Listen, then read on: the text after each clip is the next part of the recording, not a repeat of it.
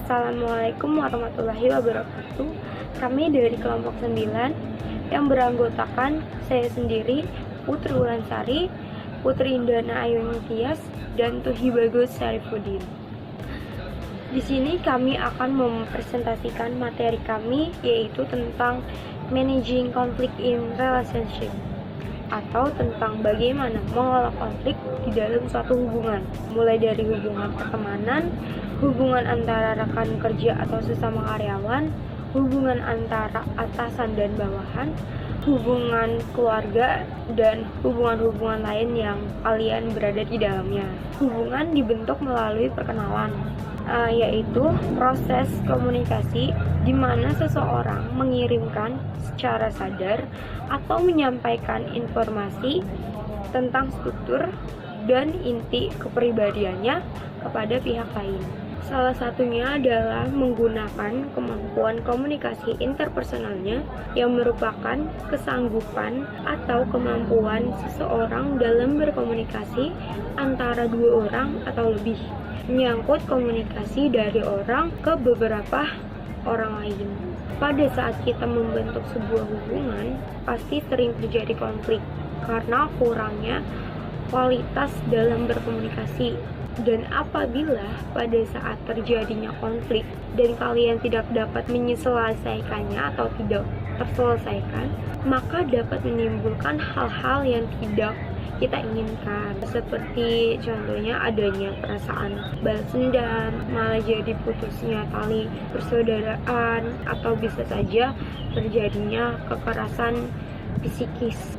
Konflik ini akan muncul tergantung dari setiap individu. Apakah individu tersebut akan mampu mengolahnya dengan baik, secara efektif, dan mampu belajar dari konflik tersebut atau tidak? Jika tidak, maka konflik akan meruncing dan melebar atau dapat merugikan terhadap produktivitas dan efektivitas kita sendiri. Dari hal tersebut menunjukkan bahwa betapa pentingnya komunikasi antar pribadi dalam mengolah konflik. Konflik interpersonal terjadi ketika ada ketegangan yang diekspresikan antara orang-orang yang saling bergantung, merasa mereka memiliki tujuan yang tidak sesuai dan merasa perlu untuk menyelesaikan perbedaan tersebut. Untuk itu, mari kita bahas definisi ini lebih dekat. Yang pertama ada express tension, di mana konflik interpersonal adalah mengekspresikan ketidaksetujuan atau perselisihan. Jadi, bukanlah konflik jika tidak mengenali ketidaksepakatan atau kemarahan. Konflik hanya ada jika kesepakatan itu diungkapkan. Yang kedua ada interdependence, di mana konflik interpersonal hanya dapat terjadi antara orang-orang yang menganggap diri mereka saling bergantung pada saat konflik. Yang ketiga ada perceived incompatibles. Kita mengalami konflik di mana kita merasa apa yang kita inginkan tidak sesuai dengan apa yang diinginkan oleh seseorang yang dengannya kita saling bergantung. Dan untuk yang terakhir yaitu ada the felt need for resolution, yaitu konflik lebih dari sekedar memiliki perbedaan. Kita memiliki perbedaan dengan orang-orang tentunya tentang banyak hal, tetapi ini tidak selalu tentang mengarah ke konflik. Konflik melibatkan ketegangan antara tujuan, preferensi, atau keputusan yang kita rasa perlu melakukan rekonsiliasi. Dengan kata lain, konflik melibatkan dua persepsi. Yang pertama yaitu persepsi bahwa apa yang kita inginkan bertentangan dengan apa yang diinginkan oleh orang lain. Dan persepsi yang kedua yaitu bahwa kita dan orang lain harus menyelesaikan perbedaan terhadap kita. Principle of conflict atau prinsip-prinsip mengenai konflik. Banyak orang memandang konflik sebagai sesuatu yang negatif, tetapi itu adalah kesalahpahaman. Berikut adalah 5 prinsip mengenai konflik. 1. Conflict is natural in most Western relationship. Konflik wajar terjadi dalam Western relationship. Lagi dan lagi, kita menemukan diri kita berselisih dengan orang-orang yang berarti bagi kita. Ketika ini terjadi, kita harus menyelesaikan perbedaan, sebaiknya dengan cara yang tidak merusak hubungan. 2. Konflik may be expressed overtly or covertly. Konflik dapat diekspresikan secara terbuka ataupun terselubung. Konflik dapat diekspresikan baik secara terbuka maupun terselubung. Konflik terbuka terjadi secara terbuka dan eksplisit. Itu ada ketika orang menghadapi perbedaan mereka secara langsung. 3. Social groups shape the meaning of conflict behaviors. Kelompok sosial membentuk makna perilaku konflik.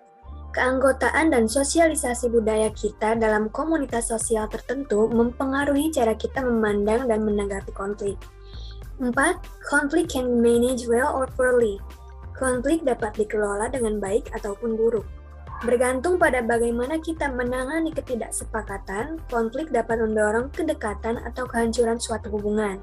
Salah satu alasan utama konflik tidak ditangani dengan baik adalah karena konflik seringkali melibatkan perasaan yang intens, yang banyak orang tidak tahu bagaimana cara mengidentifikasi atau mengungkapkannya. Kita mungkin merasa kekecewaan yang mendalam, kebencian, atau kemarahan terhadap seseorang yang kita sayangi, dan ini sulit untuk dikelola. Yang terakhir, konflik can be good for individuals and relationship. Konflik bisa baik untuk individu dan hubungan. Ketika dikelola secara konstruktif, konflik memberikan kesempatan bagi kita untuk tumbuh sebagai individu dan untuk memperkuat hubungan kita. Kita memperdalam wawasan tentang ide-ide dan perasaan ketika kita mengungkapkannya dan mendapat tanggapan dari orang lain. Konflik juga memungkinkan kita untuk mempertimbangkan sudut pandang yang berbeda dari sudut pandang yang kita miliki. Orientasi terhadap konflik. Kita akan melihat bagaimana pendekatan yang berbeda ini membentuk pola komunikasi kita selama konflik. Yang satu, lose-lose. Orientasi lose-lose mengasumsikan bahwa konflik mengakibatkan kerugian bagi semua orang, dan itu tidak sehat serta merusak hubungan. Yang kedua, win-lose.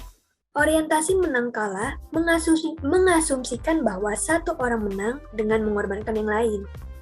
Seseorang yang melihat konflik sebagai masalah menang kalah berpikir bahwa perselisihan adalah pertempuran yang hanya dapat menghasilkan satu pemenang. Apa yang diperoleh satu orang, yang lain kehilangan. 3. Win-win. Orientasi win-win mengasumsikan bahwa biasanya ada cara untuk menyelesaikan perbedaan, sehingga setiap orang memperoleh keuntungan. Solusi yang baik adalah solusi yang memuaskan semua orang. Kemudian ada response to conflict atau tanggapan terhadap konflik. Yang pertama ada exit response. Respon keluar melibatkan jalan keluar secara fisik ataupun secara psikologis. Menolak untuk membicarakan suatu masalah yang terjadi adalah contoh respon keluar secara psikologis. Yang kedua, the neglect response. Respon mengabaikan, menyangkal, meminimalkan masalah atau hal-hal lain yang dapat menyebabkan konflik menjadi terbuka kembali. Kemudian the loyalty response. Tanggapan loyalitas berusaha untuk tetap berkomitmen pada suatu hubungan meskipun terdapat perbedaan. Loyalitas tidak secara aktif menangani konflik, sehingga merupakan respon yang pasif. Yang keempat ada the voice response. Respon suara, menangani konflik secara langsung dan mencoba untuk menyelesaikannya. Orang yang merespon dengan cara ini dapat mengidentifikasi masalah dan menyatakan keinginannya untuk mengatasinya. Selanjutnya ada pengelolaan konflik. Mengelola konflik secara produktif menurut George Bach and Peter Wyden antara lain, pertama berkelahi secara sportif. Ibaratnya pemain tinju yang harus mengetahui tingkat kesakitan untuk bagian-bagian tertentu. Ketika menyampaikan hal-hal yang tidak sesuai dengan harapan, pastikan bahwa agresi yang diarahkan kepada partner atau rekan kerja hanya menggunakan hal-hal yang tidak dianggap terlalu menyakiti perasaan mereka. Yang kedua, bertengkar secara aktif. Dengan merencanakan peran aktif, jangan tutup telinga dan pikiran atau bersikap tidak peduli selama pertengkaran berlangsung, namun perlu dihadapi secara aktif oleh kedua belah pihak. Yang ketiga, bertanggung jawab atas pikiran dan perasaan Anda. Yang keempat, langsung dan spesifik. Kita harus menyampaikan permasalahannya secara langsung, jangan melantur ke masalah-masalah lain yang terjadi di masa lalu. Yang terakhir, gunakan humor untuk meredakan ketegangan. Jangan mengejek dalam situasi konflik dengan menggunakan komunikasi sarkastik, seperti mengejek, menyindir, atau mempermalukan partner atau rekan kerja. Gunakan humor untuk menenangkan keadaan yang ada. Sekian dari kelompok kami, mohon maaf jika ada kesalahan. Wassalamualaikum warahmatullahi wabarakatuh.